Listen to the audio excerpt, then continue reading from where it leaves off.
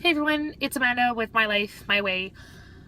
Oh, okay, so the last time I updated you, I was going in last Monday for my day 11 ultrasound. Okay, easy enough. They put it to day 11 instead of day 10 just because last month it took me so long on the Gonal-f to get mature follicles. I was on 5 injections of Gonal-f before they did the trigger shot. So this time around they said, we'll come in on day 11, we'll check you out, and then it'll probably be a few more days worth of Gonal-f. No big deal. So they checked me on Monday, and she went to go put the probe in, and it popped up with an ovary right away, which is pretty normal for me. Mine are easy to find, not a big deal. And there's a massive cyst-looking thing, and I'm like, how is there another cyst? Like, I just got rid of my last one last cycle, so when I went in for day 3 this time, there was no cyst left. It's like, well, let me take a look. I was measuring 26 millimeters, which is bigger than my cyst was, my original cyst. And then she looked over at my other ovary and it was 24 millimeters.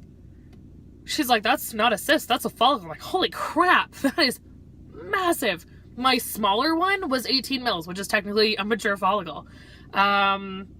So Monday ended up being kind of a shit show. Sorry about the language, but that's basically what ended up happening.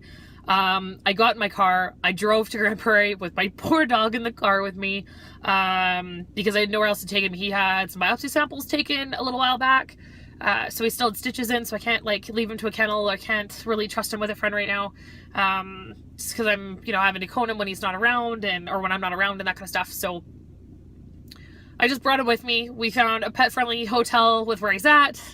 We drove the 4.5 hours to go see him. And unfortunately, just with the way timing worked, I didn't get there before he had to leave for night shift at 5 p.m.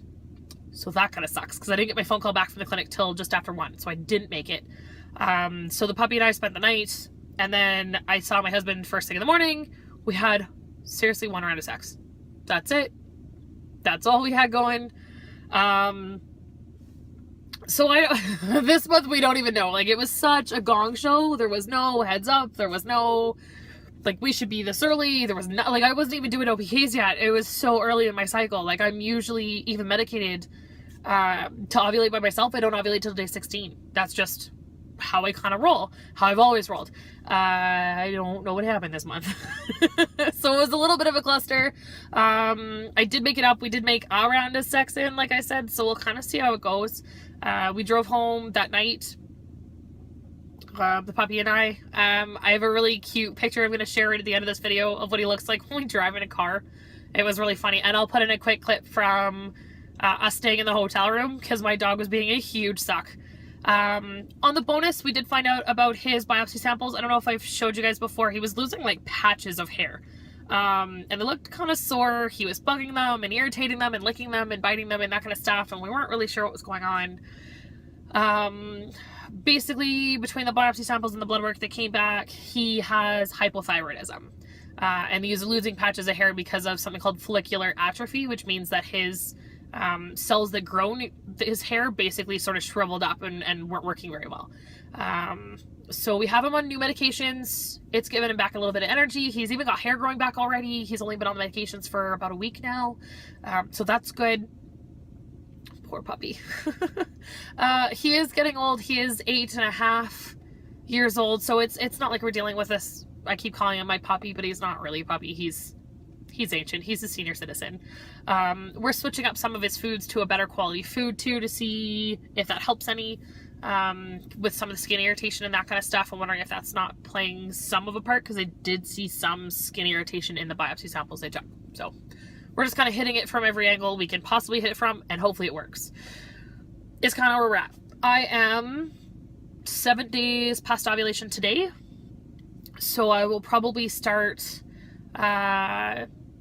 doing the testing tomorrow at 9 days past ovulation. I did test out the trigger shot.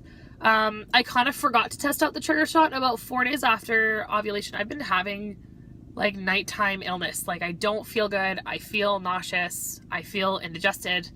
And at like 4 days past ovulation, I took a pregnancy test, not even thinking about the trigger shot, and it came up positive, and I was super excited and then completely devastated in like 30 seconds. And I'm like, oh yeah, I took a trigger shot. They'll be HCG in my system. So I took another couple of tests until I was 6 DPO, and that's when the trigger shot finally wore out of my system. So at least if I test tomorrow, it'll be a legit positive, if it comes up positive at all. Like I said, I mean, we had great eggs, not the greatest amounts of sex in there.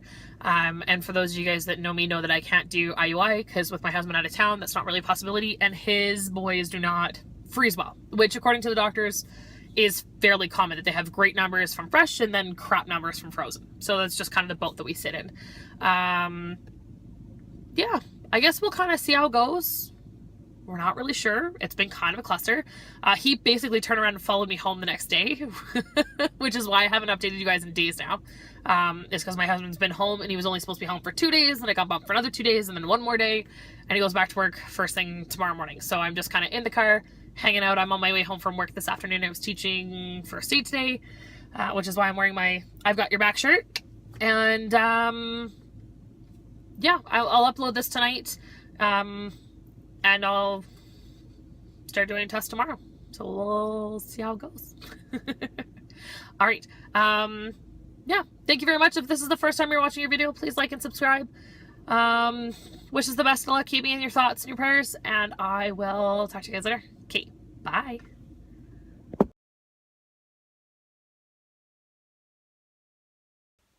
Hey, so it's just me and the dog hanging out in Grand Prairie. My husband got called back in to do a run, so he's gone for about an hour, and then he'll be back for a bit this afternoon. And so it's just me and the dog hanging out. And I would like to show you something. So there are 2 beds in this hotel room, and I would like to show you where my dog is at right now. Right here. On my feet. Whole bed over here. Whole bed over there. And this dog's on my feet. Oh well, at least he's warm. Anyways, I thought it was kind of funny. I'll talk to you guys later. Bye.